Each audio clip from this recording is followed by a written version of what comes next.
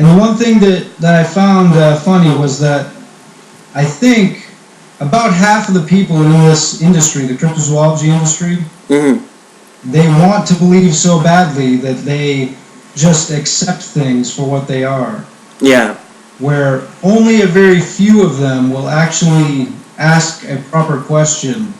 Like I put in some misleading information saying, we filmed this in the Alpines in New Hampshire. Okay. One cryptozoologist wrote back and commented, this does not look like Alpine territory. You know, whereas the other ones were just like, oh my god, it's cool, it's him, you know? Yeah. I think you get a lot of that, like where the fans will tear it down. 250,000 hits. Wow. Yeah, right. And I found that it was not like that with doing a Bigfoot hoax. I found that more people wanted to believe so badly that they'll grab onto any piece of evidence they can. Well, yeah, you look at some of them are like incredible, like the Gable hoax. I didn't see that one. That's the one with the about the Beasts of Bray Road. Nope. And it's only a guy in a ghillie suit, but it looks so creepy. And I'll send you that one. It's, oh my god, it looks so authentic. Yeah, I'd love to see it. You know, but it's just someone in a ghillie suit. And then he was on, I think it was like Monster Quest or something like that. And the guy actually came forward and said it was a hoax and showed how he did it. But when you look at it, it's so flawless, you know? That stuff fascinates me. And one of the other things I would mention is we made another film in the early 2000s called Beneath the Frost Line. Okay. And originally that was going to be like a Bigfoot movie. But the thing that interests me was I wrote such a good press release for that. And I invented this idea that there was a bogman of Porter, Maine. Okay? And so many newspapers and news outlets printed my press release word for word without even asking, like, what's this bogman of Porter, Maine? They just, so it became a legend in its own. Sweet.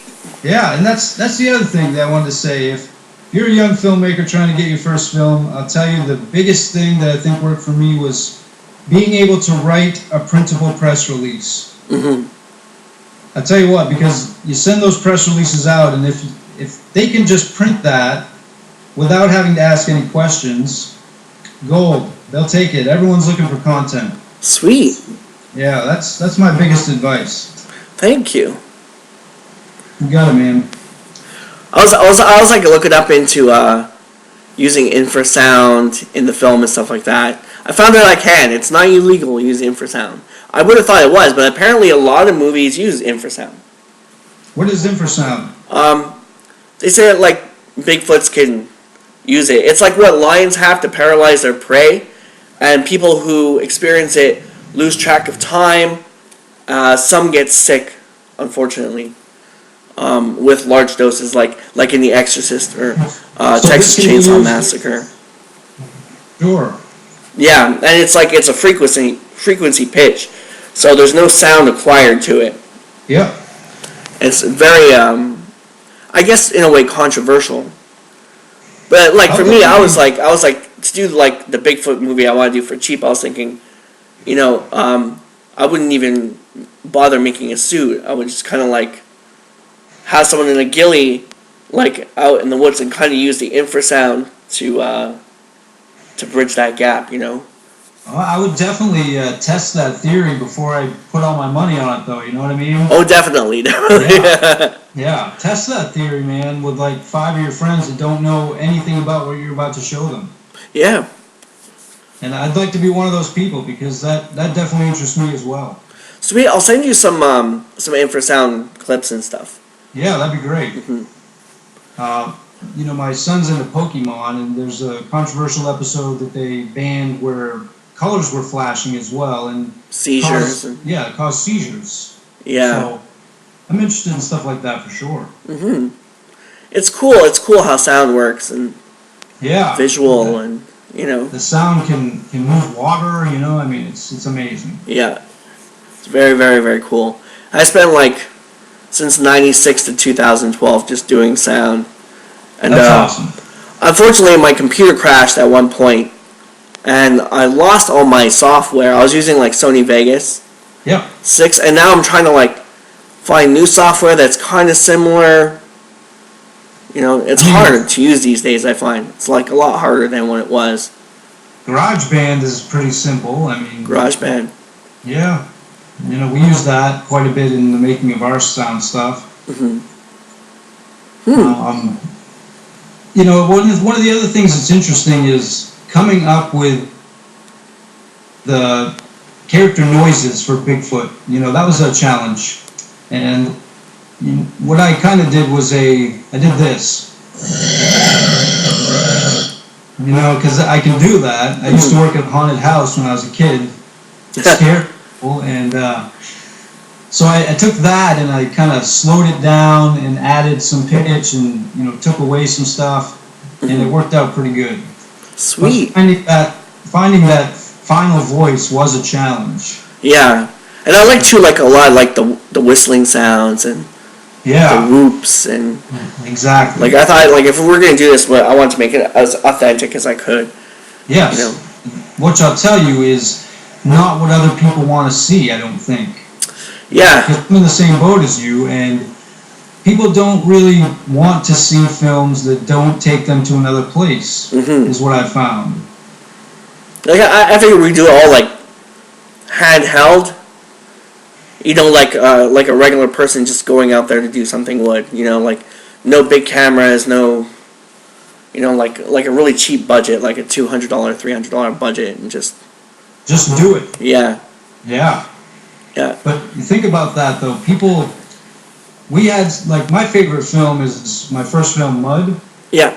It was reviewed great. Film Threat called it a dark Stand By Me. They gave it like 4 stars. But it could not get play because it's a drama, you know, a realistic life drama. Okay. So then, you know, our craziest movie, most fantastical, is this zombie film. Gets huge play. Mm-hmm.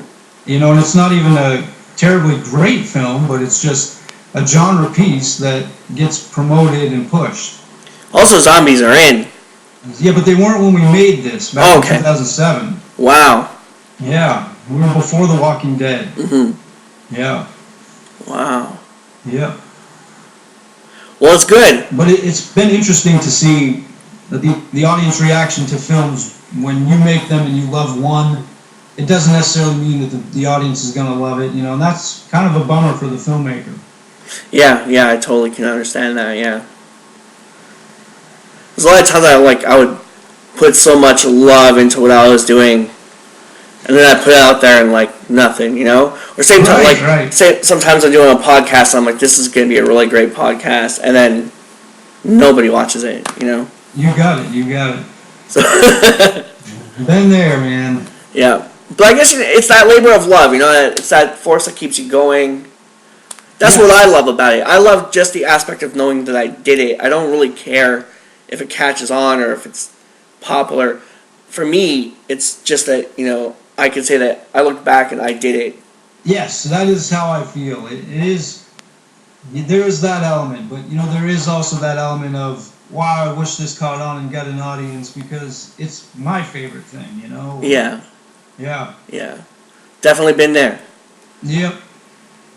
So you never know what people are going to latch on to and take with them, but it's always a blessing when they do. Man, oh man. You got it. But I will definitely send you some stuff for that Bigfoot That'd be great. versus I'd love to zombies. see it. That's intriguing. If you could inspire me to make that animation, I'll make it. All right. Really, you don't need much. You just need like a, what do you call that? Like Windows Movie Maker and just cut the frames, right? It's just taking a digital picture, importing it, putting them up on an edit timeline, adding sound. Like if I'll send you some sketches and if you can send me like a script or a segment from a script or something. I would just say, send me something where a Bigfoot is like Chewbacca tearing a limb off of a zombie. All right. You know what I mean? Gold. And that's the essence of the whole thing. Sweet. So that'd be awesome. I'll let you get going here so you can get to the next thing. And Yeah, I gotta go out. I gotta brave the snow. there you go, man. Before the light How come? goes. How come Stephen King never wrote a Bigfoot book? I don't know that he hasn't, because he did kind of with Cycle of the Werewolf. Oh. And then there's the Crate from Creepshow. Okay. Okay, the Crate from Creepshow I think is a Yeti. Oh. Yeah, because it comes from Antarctica. Oh. I was watching something on that last night about the Datlov incident. Sure, yeah, With yeah. those 9 hikers that got killed out there. Yeah. Yeah. Yeah. There's Spooky. stories to be made everywhere. Yes, sir. So I will bid you farewell from Stephen King country. All right, I'm man. gonna go brave the town and the crazy locals. Good luck with your car.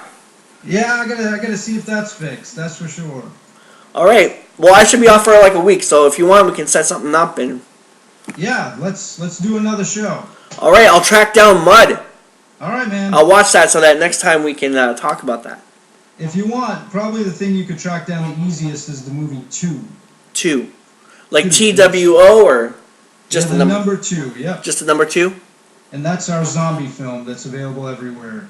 All right. Got to imagine someone ripped that and put it online. All right. I'm writing that down. All right. Sounds good. So I bid you a great farewell, man. Happy New Year. Happy New Year to you and the viewers, man, and a great job on all your shows. All right. Thank you very much. It was good talking to you, man. Pleasure was all mine, man. All right, we'll see you. All right. Later.